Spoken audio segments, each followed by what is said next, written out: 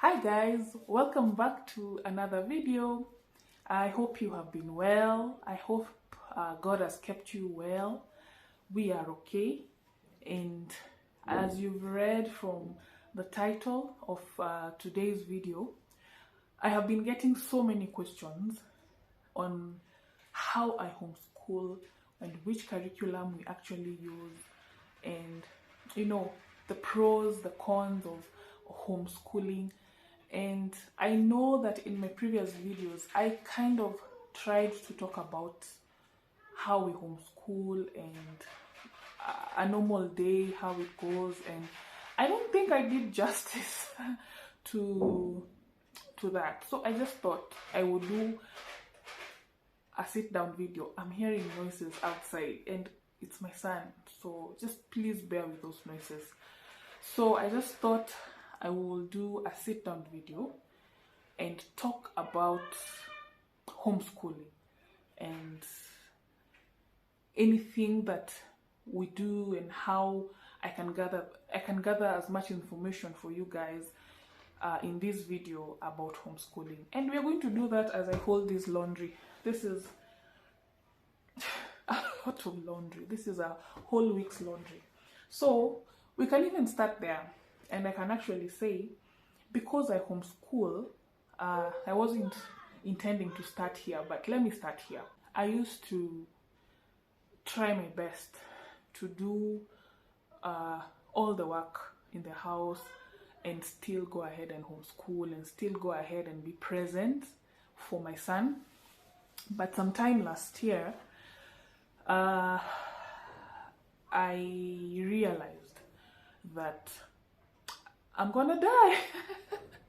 I realized that I'm going to die, and I just thought of what can I do to improve my life, because I was juggling so much. I was here with my son, and at the same time I need to make sure the house is well kept and everything is done, and I was getting overwhelmed. I was getting to a point of mental breakdown. And so as I sought the Lord in prayer, and as I asked God to guide me because I was feeling very overwhelmed, He brought this lovely idea in my head. I usually have my laundry done by one lady every Monday. She comes on Mondays. She does my laundry and she also cleans my house. So that leaves me with very little house chores to do. I still have to tidy up my house during the week. I still have to clean it a little bit, but it's not now the heavy cleaning of, you have to touch every place, and I still have to wash a few things, but it's not now you have to wash all the laundry and stuff like that. So the only heavy thing I'm left with is cooking and cleaning the utensils and the kitchen, which is not really heavy for me. I enjoy cooking and all that, so it's not really heavy for me. But this was heavy, and cleaning the house was heavy, and so I sought help. I sought help for that. I would want the life skill of doing laundry and cleaning the house to be instilled in my son. So this year, 2026, I am looking forward to having a nice schedule whereby we can actually clean. I'm turning this way because I'm looking at our homeschool schedule. This is right there, where we can actually be cleaning a few things and cleaning the house a little bit. I used to do it with him before I sought help, so I want us to go back and take it up again. Of course, we won't do this much laundry, but we will do something. So this is part of the homeschooling. I've written things on this book, so if you see me turning, just know that I have written something.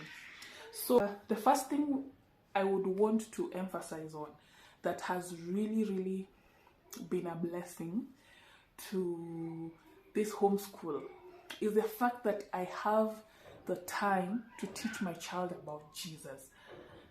This has been my greatest thing. I thank God for the gift of being able to teach my child about Jesus. It's a gift that I know that not everyone has, because God bless your hearts, mummies who have to go to work. It's a gift for sure. I really thank God that He gave me this chance to be able to teach my child about Jesus. And I know that there are mummies out there who desire this chance as well. And so I feel so honored and so privileged to be able to do this. And so our schedule starts at 7:30. That's the wake up time. And at 7:40, I'm just reading what is there. At 7:40 to 8, we do chores. Ideally, because of the help I get, so our chores reduced from cleaning clothes and washing the house, and now it's just, you have to make your bed, you have to dress up, you have to change your clothes, dress up, you have to brush your teeth, wash your face.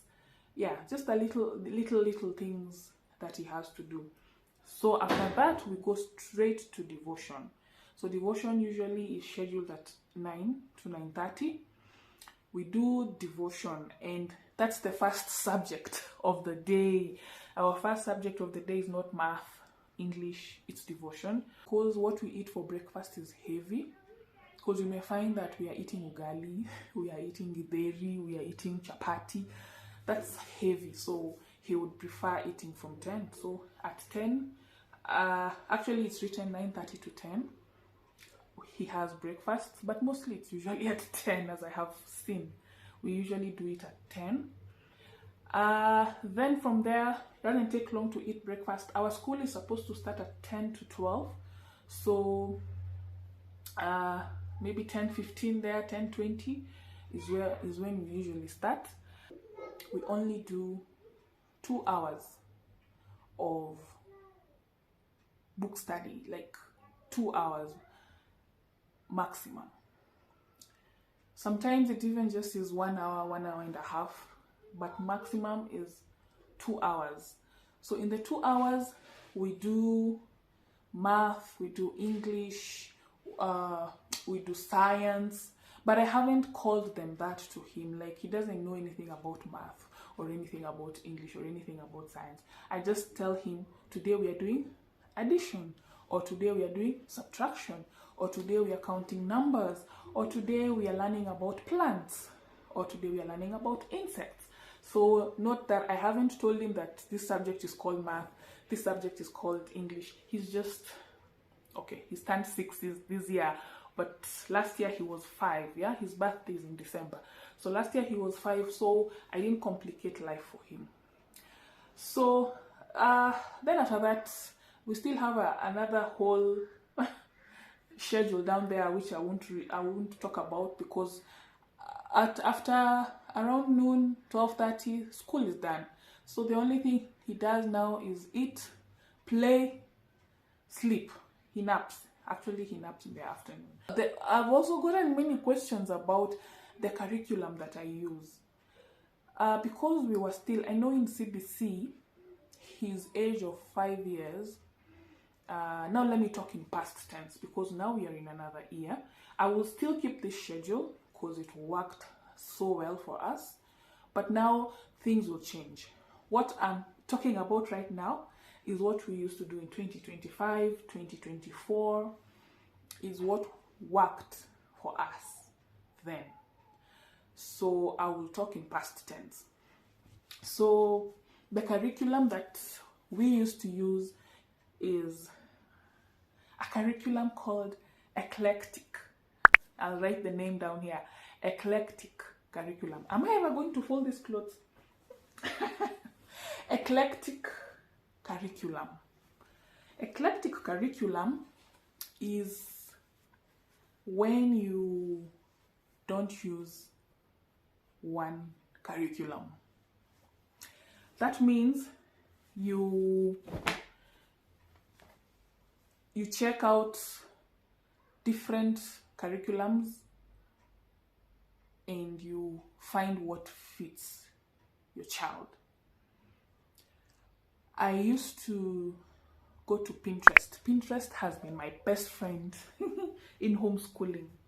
I used to go to Pinterest and I find things. Okay, I find like if I want something to do with addition, I just find material on addition and I print that. I used to use a curriculum like The Good and the Beautiful. The Good and the Beautiful, sometimes you can find things that are free online. So for handwriting, I used The Good and the Beautiful for handwriting. That thing is awesome. I don't even think I learned anything like what is in that particular curriculum on handwriting. He writes so well because of that curriculum on handwriting. And I also used another curriculum called Griggs curriculum. And that one helped with science. So I was able to get to teach him about plants, about insects. So something else that also worked for us is that I was trying to use the Montessori teaching system, whereby I use what I have in the house to teach. I would use blocks, plain blocks to teach him addition and subtraction. Just blocks, yeah? And that also helped to make the school enjoyable. English. That helped to make the school much more enjoyable for him. He was able to play and learn at the same time. As you also can see, the blocks also have alphabet letters on them. That's also another way I used to teach him the alphabet, using the same blocks. I also incorporated change of environment. So what does that mean? That means that on Wednesday, we used to go out for school. So we would go outdoors on Wednesdays and do school out there. Like literally everything we do in the house, we just take it out. And thereafter, he would get time to play. Where we were going is a place where there's a play area. So after school, 2 hours of book related school, he would go out in the play area and play. And if it's a good day, he would find friends. It's also something very important about our schooling. I think I've mentioned that we used to do only 2 hours of school. The fact that he was just 5 years old or even 4 years old, I actually started this homeschool system when he was 3. And it was a no pressure homeschool. Even still up to age 5, I tried my level best to make it no pressure whatsoever. So one of the things I did is that if we woke up that day and it was so overwhelming on us, man, we will just stay. No school that day. If he was moody and it seemed like he doesn't want to do school and the vibe at home doesn't look so good, I would be like, you know what, you don't have to do this school today. So we'll just keep. Getting to spend time with my son is the best gift. Is the best gift ever. That I can actually have him every day, all day. That even if I am going wherever I'm going and I have this guy with me, it makes me really, really, really happy. It makes me content to have him around. And don't get me wrong, I get overwhelmed. Like you see now, as I was explaining about this laundry, I get overwhelmed sometimes because sometimes I feel like I just want to breathe. I just want to be alone. But being primary caregiver of my son has been such a great blessing to me. It's been so wonderful, it's been so nice, and I wouldn't trade this for anything, to be very honest. I also get questions. Actually, this is the most asked question. When does your child play? Does he have a social life?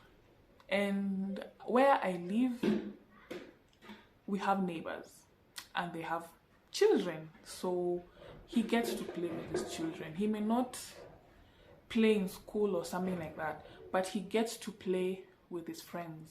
Like right now, it's 2:05 and he's out there with a friend. And if at all we lived in a place where there were no children or something like that, I would have enrolled him in some play activity or something. I wouldn't have allowed him to just not play with other children. I would have tried and enrolled him in other play activities. So something else that is also part of our homeschool is that I get to teach him, and also this is core to me.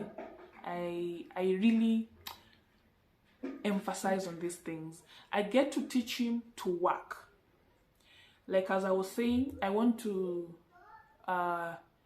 incorporate laundry and cleaning of the house again. It used to be there, but I had to stop it a little bit. So I want to bring it back. And so one of the things that I do, and I have also made a video on it, is that he does a lot of kitchen work. I don't force him. I never come and say, you have to do this today. No. If I'm doing something, I just usually call him.